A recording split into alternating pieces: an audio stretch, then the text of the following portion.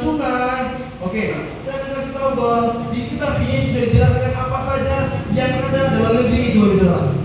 Ya, sebab Tuhan Allahmu membawa kau masuk ke dalam negeri yang baik, suatu negeri dengan sungai, mata air dan sumber air yang mengalir di dekat dan gunung, suatu dengan pokok anggur, pohon ara dan pohon delima, suatu negeri dengan pohon zaitun dan madu, suatu negeri di mana engkau akan makan roti tanpa perlu berhemat. Jadi pada waktu itu mereka adalah orang-orang yang tinggal menikmati berkat daripada Tuhan. Semuanya sudah Tuhan janjikan dan semuanya sudah Tuhan sediakan.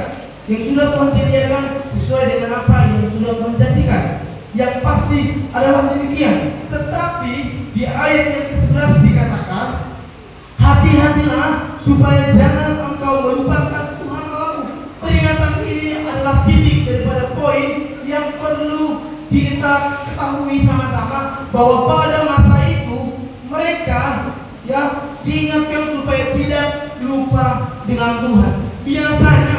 Biasanya ketika kita sudah hidup dengan harta benda yang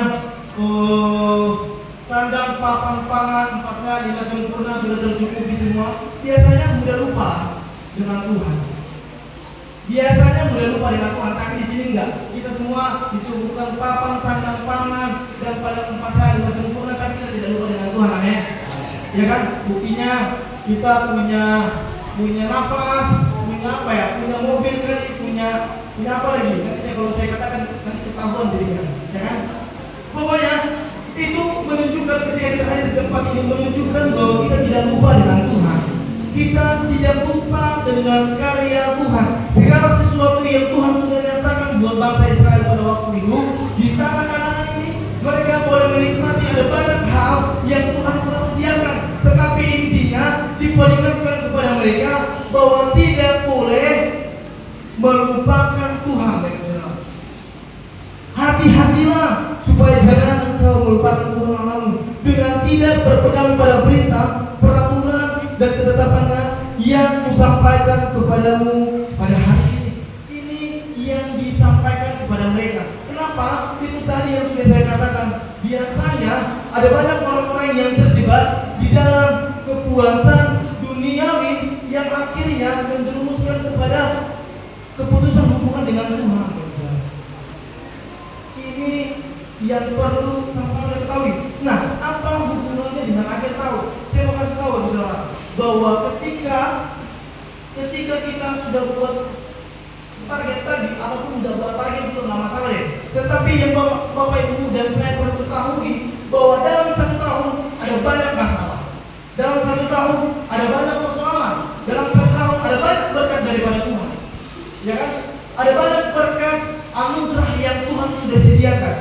Yang perlu kita sama-sama ketahui, dan saya secara khusus, kita nggak boleh lupa dengan Tuhan. Ya kan? Kita nggak boleh lupa dengan Tuhan. Sama dengan mereka, ketika mereka Tuhan cukupkan, mereka nggak boleh lupa dengan Tuhan. Ketika kita sudah menikmati berkat dalam 1 tahun ini, kita nggak boleh lupa dengan Tuhan, saudara. Perlu untuk cari Tuhan. Goalsnya Tuhan bukan ketika kita sudah dapat berkat banyak.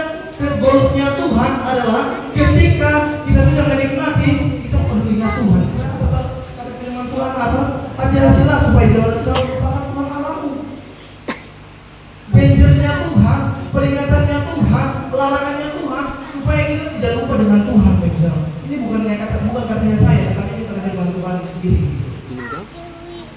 Ya, kita nggak boleh sampai lupa, karena kalau mau dihidup, kalau mau hitung-hitungan, Tuhan bisa hitung-hitungan, saudara. Tuhan bisa hitung-hitungan. Bapak saudara mungkin pertanyakan Tuhan, Tuhan, oke lah, aku malam terakhir bisa datang ke gereja lah. Oke, nggak masalah. Oke, terima kasih buat masa ini karena kami baru makan daging, gitu ya. Tetapi perlu diingat bahwa ketika engkau